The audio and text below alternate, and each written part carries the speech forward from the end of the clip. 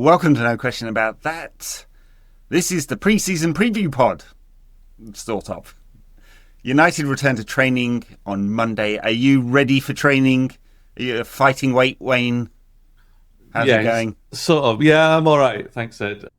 I hope you are too. Although, just before we came on air, you did this sharp intake of breath, which was very much like, fuck, another season. That was very much the way that you did that. And I'm like, oh God, I share that. And yeah, it was a long old season and you need a little bit of time off. And it was funny because I was talking about this yesterday, is that time is the great healer. It's the great, that it puts different perception on perspective and everything like that. And you get optimistic in ways that you shouldn't, because football does that. You know what I mean? It's a new page and you go, all right, blah, blah, blah. But then you look at the realism of United's thing, and I've never shaken that off, because what I've been doing over the summer to keep myself busy, apart from fatherhood, which is new, is every morning being sort of like keeping my own pod up to date with like 5 minutes of transfer gossip and club news through the day, just putting out as a little pod just to keep myself updated more than anything. And the one thing that kept coming up was this stumbling block that there are always rumours associated with United, but I think somewhere along the way, probably halfway through the last month, the rumour mill has taken a different spin, where they've started pretending that United have got money that they haven't got. So every morning I'm kind of like, the 60 million for Ollie Watkins, I think we have to remember where United are. And I think some people have forgotten where United are because of the fact that he was a month ago, 6 weeks ago, 6 weeks ago. And so in short answer to the longer answer I've just given, I'm good. I've still not shaken off the cobwebs, because I've not allowed myself to shake off the cobwebs really. And it gives me I'm not as positive as I wanted to be going into a new season. Do you know how I feel about some of this? It feels like, I know someone isn't doing this, but it almost feels like someone's coordinating the news cycle every 2 days for some speculation. Like, it just happens, right? So pick a player, someone will do a report about this player, everyone will talk about it for 2 days, and I'm sat like observing all of this, and it's a very online thing, of course, going, well, this one's obviously not going to happen. It's just rubbish news, right? Forget about it. There's something about football transfer news where there's no pressure to get it right at all. I mean, some of them, Ornstein, of course, is like, God tier of, I will only report it when I've triple confirmed it with the player and his mother, and I've checked his underwear and all of that kind of stuff. But everything else is just driven by speculation. If you took that kind of media model and planted it onto anything else, politics, social news, you'd be like out of a fucking job. Obviously, you couldn't possibly do that. No, imagine you did it in foreign policy news. I mean, it's just you'd lose all credibility straight away. But it's okay, and it's just driving a cycle of news and conversation and news and conversation. None of it's actual real news. It's not real. Any of it. The Watkins one was interesting because that originated from The Athletic basically saying that United were exploring it as an option to the alternative to Villa paying anything for Rashford. So you can understand where the genesis of it was. But then that rested, like I said, it had its 2 days, and then the Sun took it into a different thing, saying that United. I think the idea was United were now interested. They had an interest in the player, which then took it to a different thing.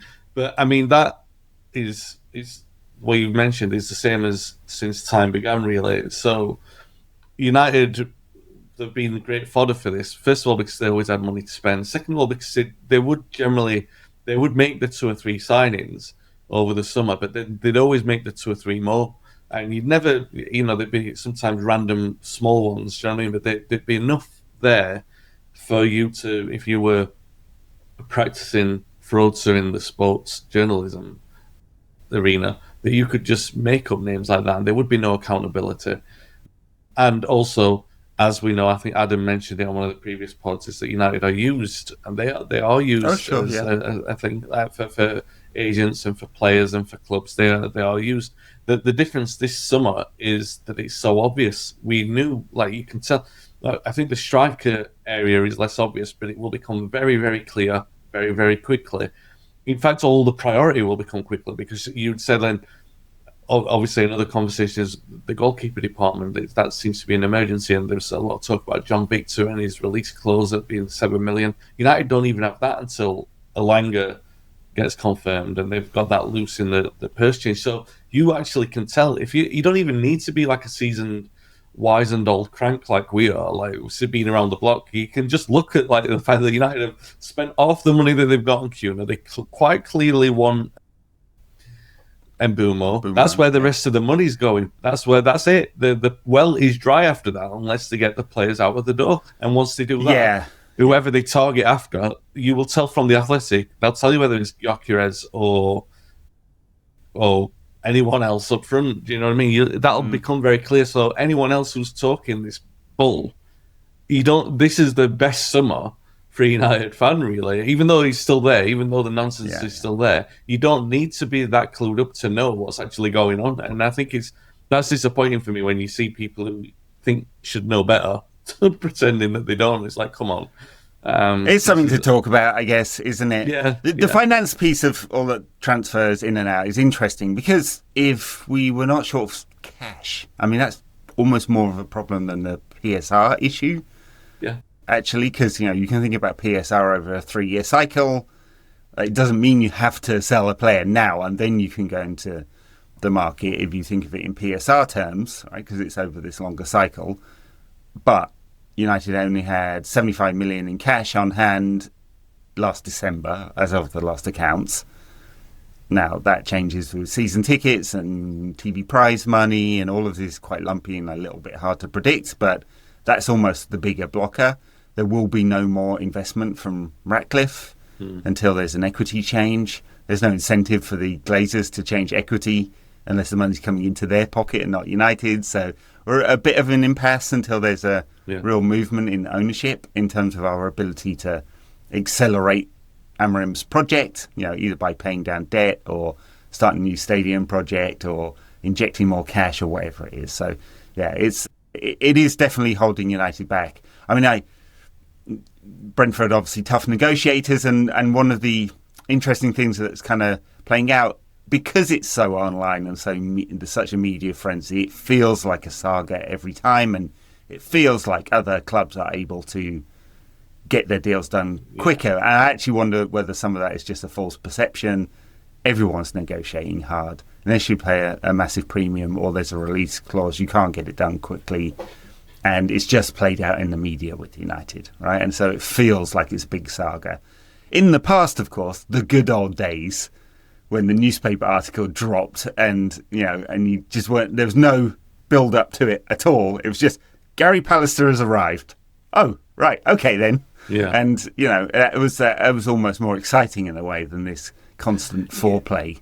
But you mentioned Pallister. But Pallister, I remember, Pallister, I know you were just plucking a name out of thin air, but Pallister was a protracted transfer. Ince was. Here you go. I knew I'd pick one out of thin air and I'd go, actually, Ed. No. What I mean by this is that there were lots of examples of that. But I know what you're saying in terms of United have always been that club where those sagas do play out. But they have they've had plenty of instances where they've been able to operate transfers.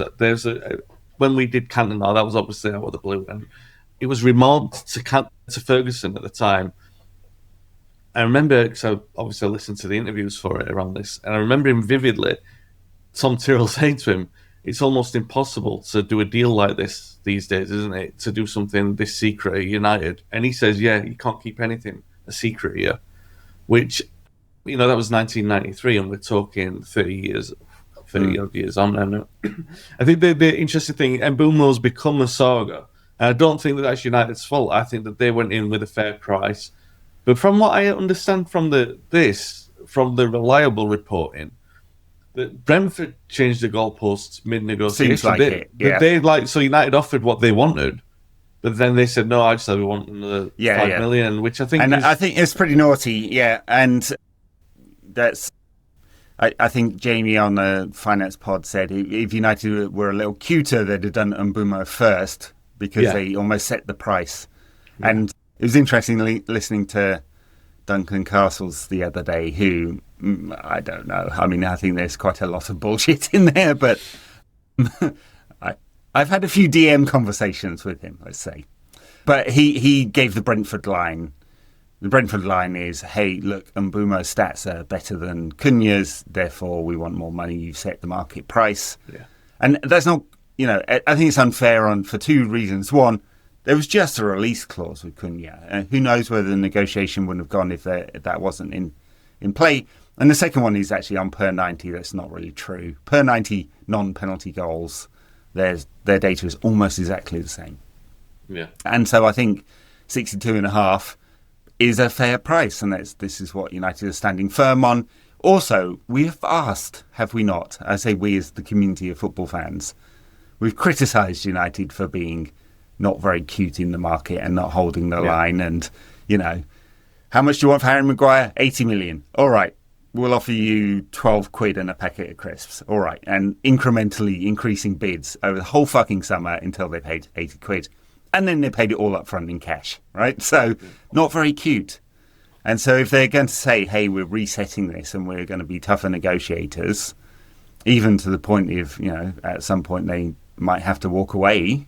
I'm not saying they will. It doesn't seem like that's going to be the case. But in order to sort of reset the United tax and say, hey, we're just paying market rate here, maybe that's a good thing. Who knows? But fans are frustrated for sure.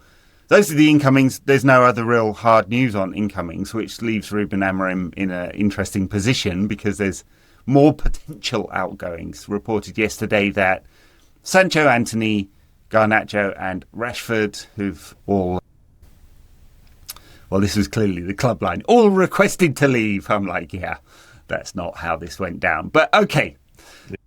They're not going to be part of first team training when it starts again on Monday. There's an open-ended have a rest, lads. Apparently not even going to be training with the under-21s or something. It's kind of interesting. I mean, it's a hard line from Ruben, and that's fine. He's taking responsibility. It's going to be on him after those first 8 games if it goes terribly wrong, and it really could. Yeah. So he's effectively got a weaker squad than the start of last summer, right? Because there's 4 players who aren't there that would have been part of the squad, even if they contributed very little. So that is the other frustration that people are looking at. How do we get these deals done? And they're all really complicated for different reasons. I mean, Antony, believe it or not, is the simplest one to sell. Yeah. But the club who want him isn't stuffed full of cash. It would be their biggest deal ever. And so, they're all kind of complicated. How are you feeling about outgoings? Yeah, it's interesting. Rewind the clock back to when Amorim came in. I think the conversation we had was, the funny thing with change is that people go like, oh, the problems are obvious and we can project what we need to do. But I remember us having a conversation at the time saying, look, buckle up, because first of all, he's got a new system. Second of all, change the way that you perceive it isn't always the way that it's perceived by someone else. And it's very likely that there'll be a casualty of a player that you like will be involved in this, and you have to be prepared for that player, whoever it is. They might be part of the outgoings, and it turned out to be the case in terms of Garnacho, even though people are divided on him now in terms of his attitude, but he was popular at the time. There was no reason to be saying he'll be part of the I remember when that rumour first came about in January, and it was very real that he was set to leave, and I was surprised by the speed of the breakdown, because that I understood the Rashford one almost. But even then with Rashford, it was kind of like the idea when you bring in a manager is whatever wasn't working, he's going to try and get working. And there was very much very quick line drawing in the sand with some of these players. So, and these ones in particular, Sancho is a funny one because, if I'm just going to go through them quickly, obviously we've been trying to see if we can give him away all summer, and no one is biting. And the reason why they're not biting is because his demands are just too ludicrous. Appears to be, He feels like he's got United over a barrel in terms of the expiration of his contracts and everything like that. But I think that there's been some leeway. I feel like there was a fair bit of truth in the Fenerbahce link where they sort of went down to 15 million, and they said, well, we'll accept 15 million if you accept the sort of like where that other 10 million is going to make up the shortfall in the wages that you get. Now, the strongest link now seems to be Juventus, that he has given. This seems like the fairest inclination that we've got that he's committed to going somewhere, is that he likes the idea that Juventus are interested in him. Now, Juventus, obviously, then it's whether or not they can put together the package for him. Well, they won't pay him what he's earning at United, but he's only got 1 year contract, so a 4 year contract somewhere else is more valuable than a 1 year contract at United, right? And his advisors should be saying that, but he would have got bigger wages in Turkey because they have this tax rebate system that's for elite sports people. It's carve out that the government have put into the tax legislation. It's 20% or effectively 15% with a rebate. Yeah. So they can pay, very substantial wages. If you look at the historic transfers into Turkey, I think like 16 million euros is the biggest transfer or something like that. It's sub 20 million. So they don't pay big transfer fees, but they can pay big wages because there's tax carve out effectively. So who knows? Sancho will get done because I'm sure as much of a shit of a human being that we've turned out thinking he might be, he does also want to play football, right? And I don't know exactly what happened at Chelsea.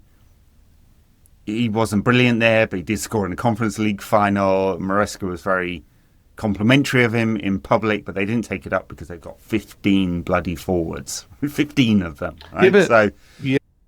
But it will get done somewhere because he'll want to play, and it's a World Cup year. If he has ambitions of still being part of the England squad, which has not been true for some time, but it's a fresh slate, then he needs to be playing regularly somewhere. He's not going to be in the England squad. That's gone for him. I think he's fallen off too much of a cliff for that. The Chelsea one, it's interesting you mentioned that because I would have said exactly the same for them last year. There was no reason for him to have got him in. It was raising eyebrows then. So I think it's damning on him personally. I don't know if I share your confidence that he definitely wants to play football. I feel maybe there's a level of acceptance there that he's not going to get to that level. You look at the names, apart from Juventus, there's nothing really to turn you on. When you go from United down to Fenerbahce, that's an insult, and you don't want to be carrying that insult. And that's when you question motivations. The other thing, Rashford, for example, he went to Villa. That was the quickest deal that could get done. He could still play his football and everything like that. So it's a short-term hit to his confidence. But, he's been holding out for Barcelona. He's fairly lucky that route is feasibly open for him. It is now. Nico Williams has signed a new contract at Athletic Club. But they've still got to front up the money for it. Because United, with those players in particular, are not going to want to entertain another loan move unless there's a guarantee. And then no back out like what they did with Chelsea. The Anthony one, straightforward, like you said. Betis, I do remember. It's funny you mentioned that they don't got money and they don't historically buy big. Again, this is one for the old heads of the pod. They did break the world transfer record, didn't they? They did for Nelson, a long time ago. 18 million. And I know he's a great player for a moment in time. But probably nothing higher since then. But they just sold someone for 25 million to... They sold Johnny Cardoso and then another player as well. So it does give them room, but that is their business model these days. They are the second club in Seville, so... Yeah. And they are effectively a mid-ranked Spanish team. It's interesting with Anthony because he doesn't have that much money, so that makes it more flexible around Europe. He seems to have set his heart on Betis. It's all speculation. I don't know anything really, but it appears to be that actually maybe in football terms he's more flexible than some of the others and willing to go to a club where he had a great time, even if it is a massive step down in sort of status. They are a great club, though. Really good fans and all of that, so... Football culture in Sevilla is great, fantastic city. It's a great place to live if that is what he cares about, and all of that. He can get some good sunshine if that's what he's after. It's if El Carrington isn't sunny enough for him in the winter. It's been all right. Yeah, that one should get done, but it's just the proposals around, like the one that was floated earlier in the summer around. I mean, it was reported as shared ownership. It's not that. It was just heavily incentivised that United would take a very large percentage of a sell-on, which I don't know. United have to hit a PSR figure, otherwise it actually reduces our budget. So 32.5 million is it. Less than that over a 3-year cycle is a problem, I would say. Just to interrupt and not intro really to accelerate to the next point, because the bigger picture is, obviously, I think we all accept as supporters that those 4 players should be moving on. First of all, I've got a bad feeling that at least one of them will still be here at the end of the window. I don't know why. I just think they'll find loans for... If Sancho and Rashford are the most difficult ones, they'll find loans. Anthony will get sold. Garnacho's a big one because they should get a big fee. If you look at the numbers that Jamie Gittins has gone for to Chelsea, 55 guaranteed.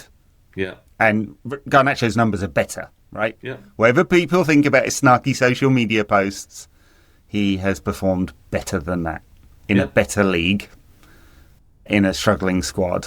So United should be holding on for a bigger fee than that. So those players aside, even Garnacho aside, exactly, I'm with you there.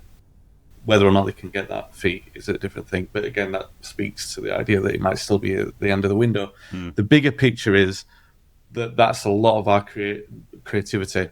Much as it is, or say what you want about it, but that's a large part of our senior attacking force gone. Yeah. We didn't create an awful lot at the end of last season. We were reliant very much on Ahmad and Bruno. And now the idea is clean slate, heading to pre-season, starting on Monday. And now this is the proof in the pudding, is that now we've got to start seeing everything that Berardi has talked about, apart from reading my book. Obviously, that's great. Oh, yeah. What a compliment, Wayne. I mean... No, but I'm being facetious there. But the point of investing time and this being worth the pain is that now we're going to start to see the positive benefits of having a manager there for a long period of time without going anywhere, because now we're going to say, all right, well, now everyone knows what he wants and it's going to start to fall into place. That has to happen very quickly within that attacking output. I know that we've got Cunha in, a great signing, unbelievable signing, by the way. I loved him when he's played against us. And I think United have made a big mistake, which they've been trying to recover for probably 11 years. The Van Gaal summer, when he came in, we lost, I estimated at the time, it was around 1,000 league games of Premier League experience. Right. It was a big number of Premier League experience, probably more than that. It might be 2,000 games, because it was Giggs retired, Ferdinand, he was probably 2000, Ferdinand, Vidic, Evra. And we brought in only Shaw, who was 18 at the time, who had Premier League experience. I think that's impacted United massively. It's not something we talk about a lot on the pod because we talk about so much else. But I think that's had a massive impact on that 11 years. It's a fair assessment, because look at how long it took, just for example, how long it took Josh Xerxes to kind of feel at home, right? Yeah. Second half of the season before he got injured, his performances really ticked up. And I think it's not like the Premier League's wildly different football, but it is a different football style. Yeah. And it can take players a little while to bed in. Cunha, you'd expect.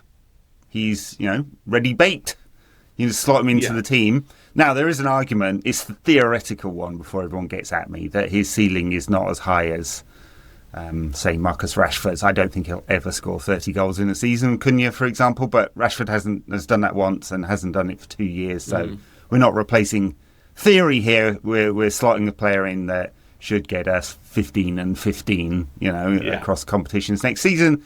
Brian Mbeumo, when he's done, should do the same. Right now, we've gone over the XG over performance and all of that kind of stuff. Whatever it is, the numbers they get, it will be good and it will add to United's creativity and attacking potency, which has been desperately lacking, hasn't it? It's a shame for Ruben that they start training on Monday and it's really only one addition and this problem with the outgoings, which he's saying clean slate, whatever, right? I can understand from the managerial position. He's saying that is it. I've made my decision about my squad.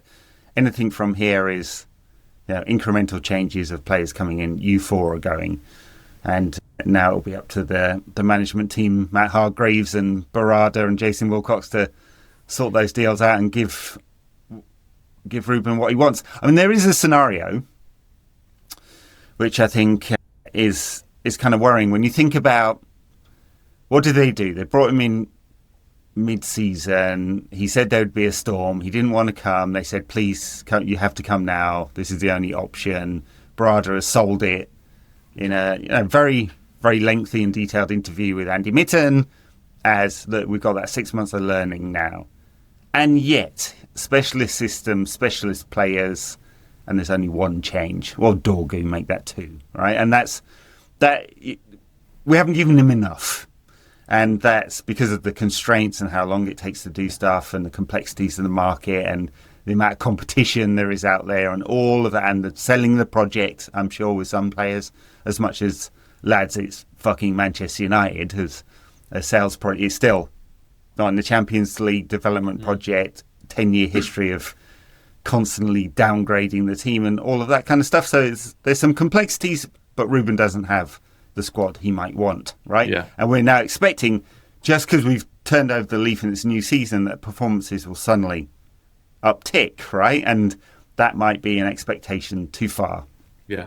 Well, my going back to the players who are exiled, so if you want to really be doomsday and pessimistic, I hate to do this on the preseason part because I'm generally not like this, but I mean, we've all looked at that first 10 games and like there's a few people going a bit snarky saying, it might be gone by October, November.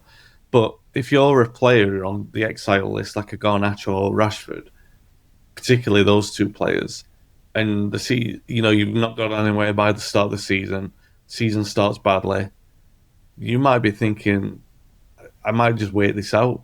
Do you know what I mean? I'm not saying that it will be catastrophic. I'm not forecasting that, but I'm saying that you might have that kind of problem with a couple of those players. Well, that would be pretty catastrophic if our business model is beholden to selling Garnacho and he's not got sold, right? Or we have to take a much lower fee because we've exiled him and we've created a fire sale, even if that's mental. So, yeah. One player we haven't talked about is Diego Leon. No surprise here. It was funny. Breaking news! Diego Leon has signed. I mean, this was done 6 months ago, right? But anyway, I did enjoy that from Fabrizio, who does, of course. And he did take a 4-hour break in tweeting after Diogo Jota. Very sad and tragic news when it was announced. I was looking at that because I was looking for two things. I was looking for people making bad taste jokes. I was really hoping no one I like did something like that and they were respectful, or anyone making any kind of club rivalry bollocks, like this man and his family devastated here. And then I was looking at Fabrizio. I was like, how long will he wait to tweet? Because, tweeting is money. He's got to do it. He did wait 4 hours. So, it's at the appropriate time. He did do it.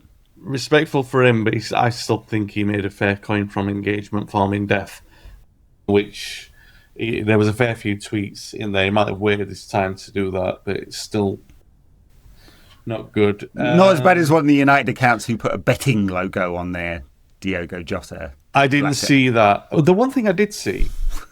He blamed it on his handler. I'm not going to name the handle. You can go find it yourself if anyone's interested. But I didn't even understand what that meant.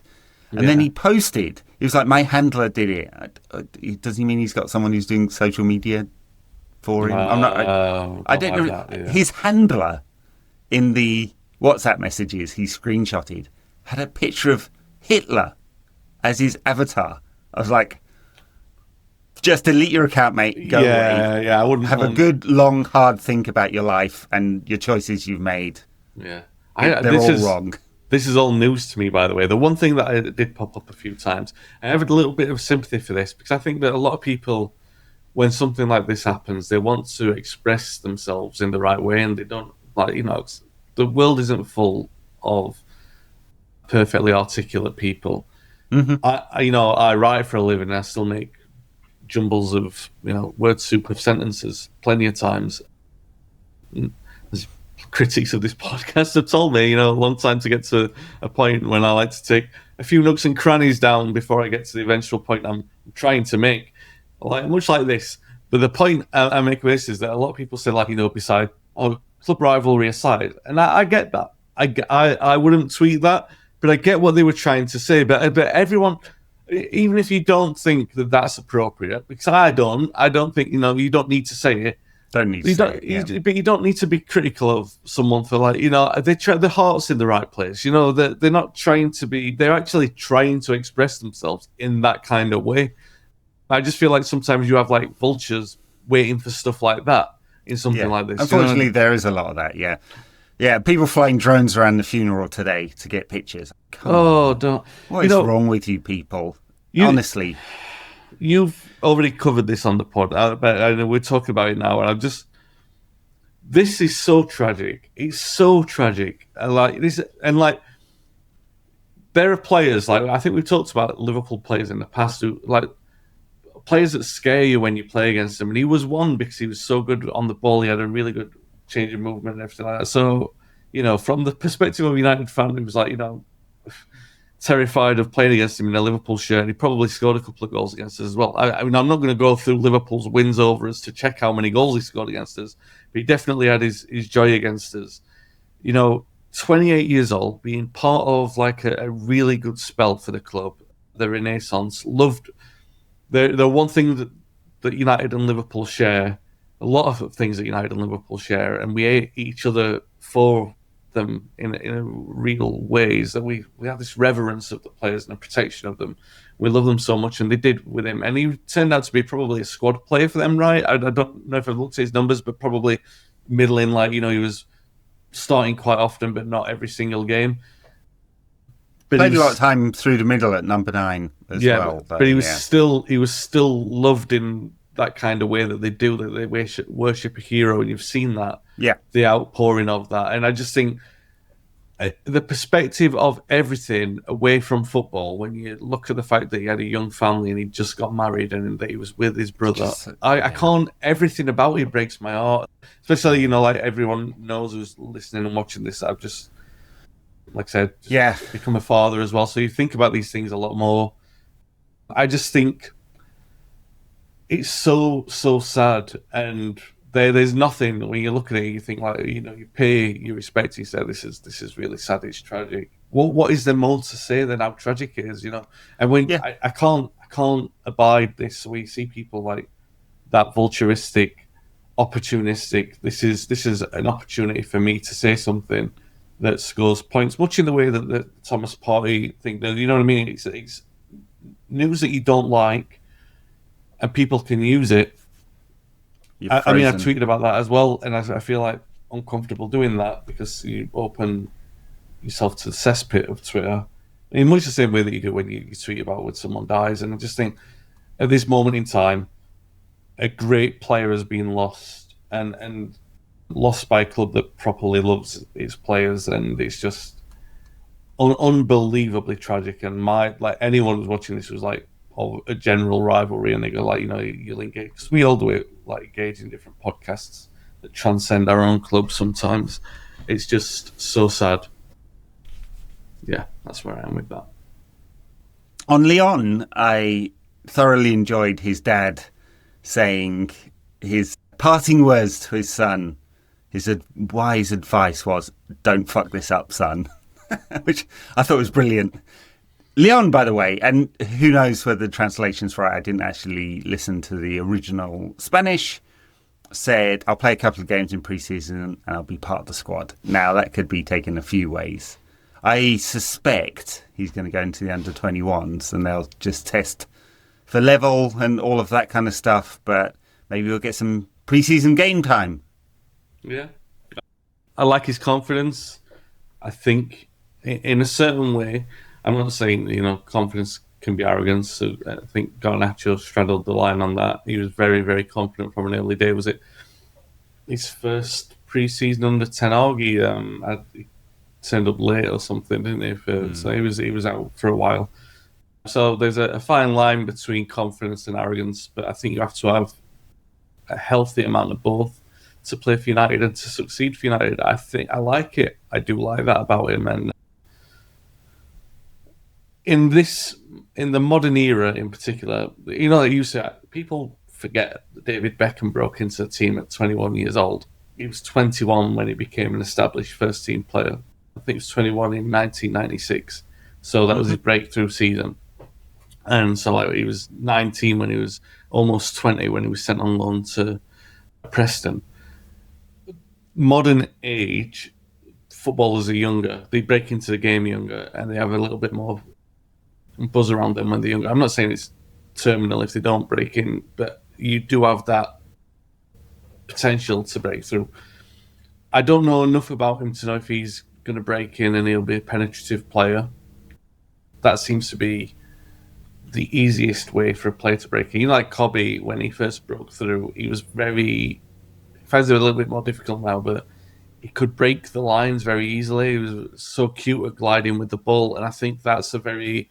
You either have that or you don't, and it's a very blasé thing to say, but it's true for young players. You can see it straight away, like when they step into that environment of a first team, whether or not they've got that capability to do. Doesn't mean that they won't develop qualities that make them a good first team player. I just mean that it makes you able to make an impact from an early age, and the earlier you do it, potentially the higher your ceiling, right? Because we've seen that with certain players. So we don't know about him, and there's a lot to be excited from the clips that we have seen of him. I like the confidence, and I'd rather have it than not have it. I'd rather have it than be the other way, like say, no, I'm not sure about him. I like the cockiness. Might well turn around to bite us at some point down the road. In a year's time, we could be going, well, his dad did warn us. You know what I mean? That kind of thing. But no, I like it. And you know what? If the opportunity is there in this squad, we've just been talking about all the players that we're going to be losing. I know it's a different kind of position, but there are opportunities in this squad, particularly in those wide areas. We need players to make an impact. Yeah, I think you're right. Yeah. I mean, I've only seen all the same comps that everyone else has seen on YouTube, so I don't know about you. I haven't been watching much of the Paraguayan Premier League. No. So, sorry for not being hipster enough on that one. Do like to think I'm knowledgeable of world football, but so no idea, but that's kind of exciting, isn't it? It's funny, we've gone from no left-backs at all to having four of them. Dorgu, Leon, Harry Amas, Luke Shaw. Luke Shaw, I think, who was talking about, did the pod the other day and totally forgot he existed. But he will certainly be an option in the back three, I think. I don't think they're going to play him much at left wing back. Well, we'll see. Harry Amas, who I think we haven't seen the best of him yet, but I really feel like his ceiling's very high. Of course, super young player, who knows exactly how it develop. And Leon, I imagine, will start with the under-21s. But well stocked, full of a lot of players there. Tyrell Malacia, who we didn't mention earlier, is part of the bomb squad as well. Yeah. PSV haven't taken up the option. It was dead cheap as well. It was only 10 million euros, so I'm not sure exactly what happened there with his loan away. He's been so unlucky. What a lot of injuries he's had. But they'll have to find a solution there for him to... Much for him, he's got to restart his career. It's not going to be at United. All right, pre-season fixtures. There's 5 of them, which is a bit lighter than some Ten Hag years. There was one where there was 9, which always seemed like too much. So they've got Leeds in Rosenborg on the 19th of July, and then it's Everton, Bournemouth and West Ham sort of on the East Coast. Chicago at Soldier Field, that'll be a fantastic experience. I think there's a game, maybe the last one is in Atlanta at the Allianz. I think it's Atlanta. And then the other one is at the MetLife, where the World Cup final will be played. Be interesting how big the crowds are, because I reckon United will sell all of these out. Although didn't in Las Vegas last year, but that's Vegas. Yeah. Sell them out, and it would be an interesting contrast with the Club World Cup that's going on at the moment, where there's been some really pathetic attendances. Some good ones when Real Madrid are involved or Messi is playing. Yeah. And a lot of very paltry attendances. But yeah, there you go. What do you think of are you excited about the pre-season programme, the Premier League Summer Series that we're part of? What is not to be excited about? I mean, that's a list of games that makes you want to go and attend them. I mean... Well, they're all at our level, right? Oh, good grief. Starting already. Yeah. Well, they probably all beat us last season. Did Everton beat us? Everton might be the one team that didn't beat us. That all the others certainly did. Yeah. Well, Leeds, Leeds are always a gimme, aren't they? Is it 5 or 6 goals we'll score against them? Yeah, who knows? Yeah, that's the kind of soundbite that Leeds fans will be trolling for. Yeah, if they get the Jermaine Beckford moment, even in a friendly, they love it. Look, it's not inspiring. I do think United will probably sell them out. It's a funny thing, like to have games like this. I mean, I know it's all pointing towards that 39th game and everything, like in long term.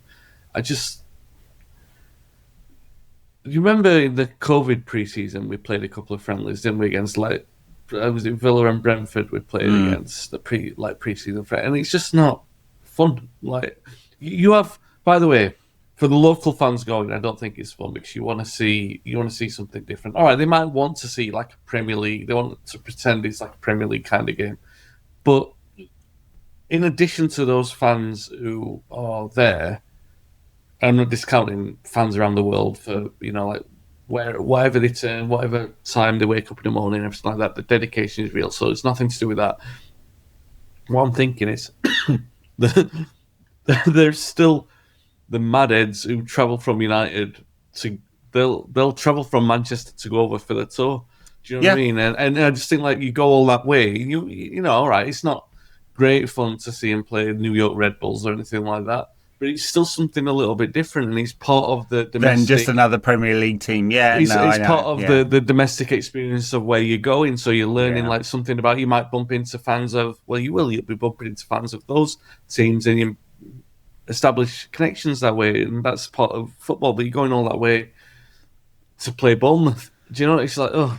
I know, it's uninspiring. It's because it's part of this Premier League Summer Series that United haven't been part of for quite some time. I'd rather they played the local club just for the interest. I mean, of course, it's a modern thing. It's going to be, okay, boomer, Ed. But, back in my day when they had a couple of friendlies against a Welsh 11 and, just trawled around the Nordics and stuff like that. So, I mean, I make a lot of money out of these summer tours. It's going to add between 20 and 30 million. They claimed that, certainly during one of the COVID seasons, that the cancelled tour had cost them an awful lot of money.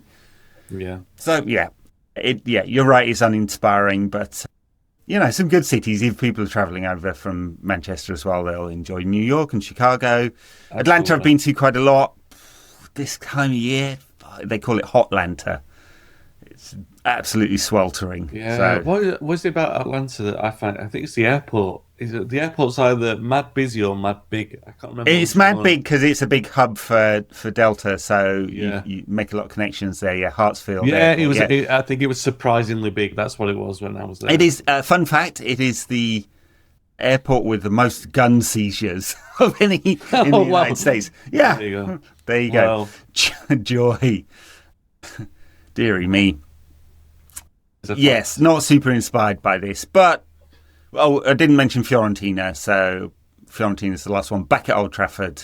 I wonder whether Dave will be there to get his goodbye wave that he didn't otherwise. Yeah, I did actually wonder whether they're using Dave's fax machine to sort the Mbumo transfer out. That long. Yeah. Oh, that's a good one. Look, the question is: David De Gea a United legend? Oh, you know what? If you just forget the fact that he got the yips for the last 2 years of his career, I would say yes. No, don't forget. You gotta. Yeah, you got to. It's all in. Those last 2 years were not good, were they? But it feels like that I should just. That's why I want to say I want to forget it, because it's a shame for him that he wasn't part of a great side. I think that's the thing that kind of holds him back from legend status. I remember I used to have this debate with Paul. Who was the best, Schmeichel De Gea or Van der Sar, right? And we were ranking. We did this a few times to rank them. And I think I'd put Schmeichel still top because, you know, win the Champions League, you do a cartwheel and, you know, that's legend status, isn't it? It's not just how good you were as a player. Dave might just fall short of that now, given those last 2 years of horrendous mistakes. But before that, 8 years of just absolute brilliance.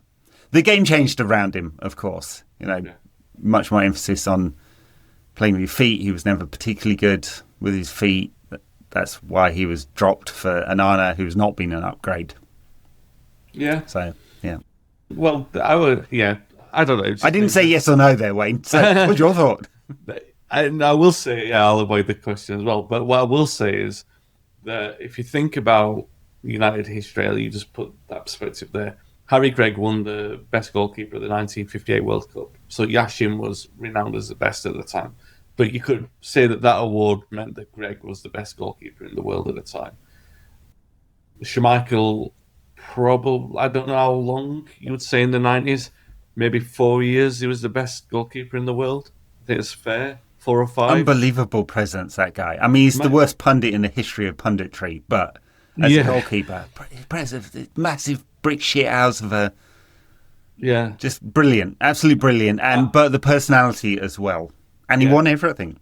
Yeah. I would go as far... I was trying to be sort of not hero worshipping him because I love Schmeichel. I actually think he's the best goalkeeper of all time because he changed the game. And there's still no one... mostly because of the physical dimensions that he had. There's no one who could match him now. Neuer's very close. He had a very similar style to him. But I don't think he had the same kind of presence. And Neuer's, I'm not detracting Neuer. I think he's magnificent. I just think Schmeichel was elite. But the point I'm making is that apart from those two, Gregg and Schmeichel, there's probably only De Gea who has a rightful claim to say that for a period of time he was the best goalkeeper in the world. I don't know how long that period was, maybe 2-3 years, but he was there. And he was, I've seen, you know, whether or not he's a legend, he's made saves in a United shirt that I don't think any other goalkeeper was capable of. For sure, 100%, yeah. And I love him. Incredible athleticism, yeah. Yeah. Well, you're the historian. You need to come up with a framework for legend status. Like, what is it? Number of appearances, quality of appearances, trophies you've won. Can you be a legend if you don't win any trophies, but you were brilliant? Look, this is obviously a diversion, but it's funny you mention that because I've been trying to think of, like, how do you determine the greatest? Because United have got so many greats. I think it's a conversation you come back to. And I do think it's some kind of formula in, like, legendary status where you equate how much... I'll go into this much greater length on a different podcast, but how you equate appearances, trophies won, and contribution to those trophies, and global status at the same time. So maybe 4 things that and maybe tenure being another one, you know, because Cantona was 5 years and they say, is that long enough? Is Edwards, did he play long enough?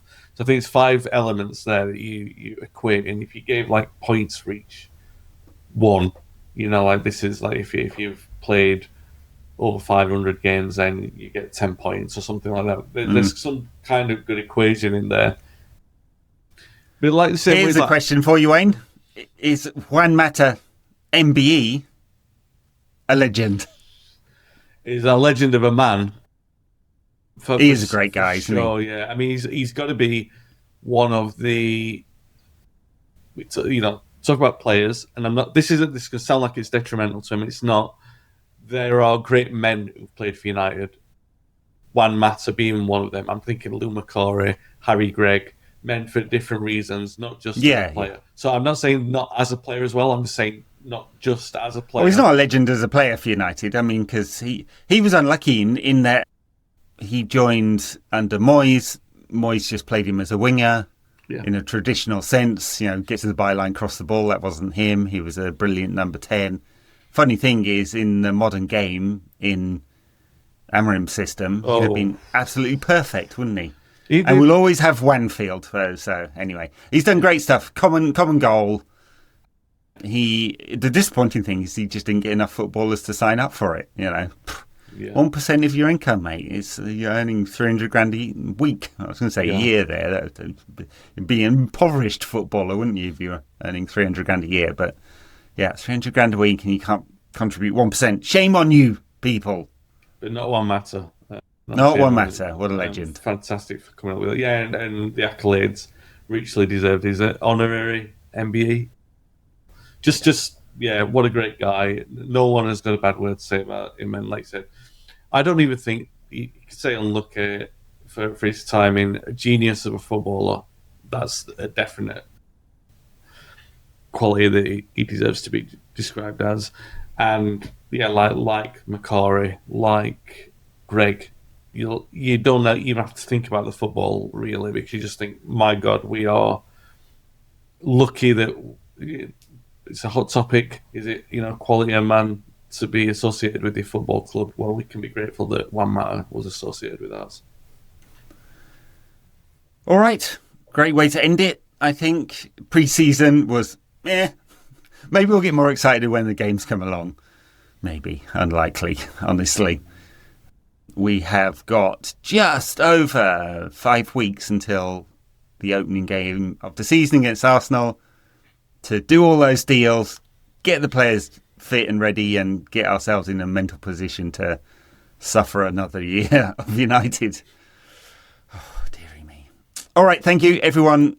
If you want to get our extra show, we're on patreon.com/NQAT pod or on Apple Podcast subscriptions. Also get this show ad-free if all these adverts are annoying you.